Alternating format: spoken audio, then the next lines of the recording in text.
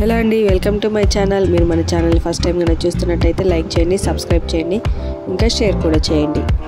రోజు నేను చేసే రెసిపీ ద్వారా మీకు ఐరన్, ఫైబర్, కాల్షియం అన్నీ అయితే వస్తాయన్నమాట. ఒకసారి ట్రై చేయండి, ఎంతో మంచిది.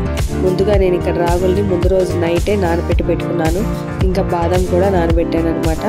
ఆ తర్వాత రెండింటిని వాష్ చేసుకొని మిక్సీ జార్లో వేసుకొని కొంచెం కొబ్బరి కూడా వేసుకున్నాను. అందులో వేసుకొని బాగా మిక్సీ పట్టుకోవాలి.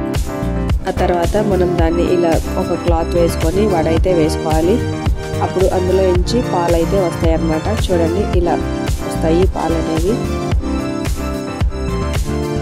తర్వాత ఈ పాలన్నిటిని ఒక నాన్ స్టిక్ ప్యాన్లో అయితే వేసేసుకున్నాను. వేసుకొని వాటిని సిమ్లో పెట్టుకొని కలుపుకుంటూ ఉండాలి.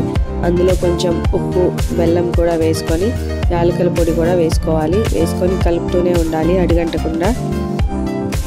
ఈ ప్రాసెస్ అంతా నాకు 35 to 40 minutes అయితే పట్టింది.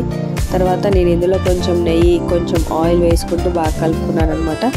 ఆ తర్వాత అందులో నేను డ్రై ఫ్రూట్స్ చిన్న చిన్న ముక్కలుగా కట్ చేసి కూడా వేసేసుకున్నాను. తర్వాత మనకి ఇలా ఇంత దగ్గరగా పడేంత వరకు అయితే మనం కలుపుకుంటూ ఉండాలి.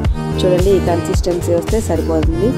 తర్వాత ఒక ప్లేట్కి ఆయిల్ కానీ గీ కానీ అప్లై చేసుకొని ఏదైనా డ్రై ఫ్రూట్స్ ఉంటే వేసేసుకోవాలి పైన. అలా వేసుకున్న తర్వాత ముందు ప్రిపేర్ చేసుకున్న దాన్ని మొత్తం ఆ ప్లేట్లోకి అయితే ట్రాన్స్ఫర్ చేసుకోవాలి. ట్రాన్స్ఫర్ చేసుకున్న తర్వాత నీట్గా స్ప్రెడ్ చేసుకోవాలి మొత్తం. అలా స్ప్రెడ్ చేసుకున్న తర్వాత ఒక 10 minutes పాటు ఉంచితే చల్లారిపోతుంది. మనం ఇలా పీసెస్ అయితే కట్ చేసేసుకొని చూడండి ఎంత బాగా వచ్చిందో. దీన్ని మనం డైలీ ఒకటి తిన్నా సరిపోతుంది. ఇది డయాబెటీస్ వాళ్ళు కూడా తినొచ్చు. ఎంతో టేస్టీ అండ్ హెల్దీ అయిన స్వీట్ అనమాట. ఒకసారి ట్రై చేసి నా కామెంట్లో కామెంట్ చేయండి.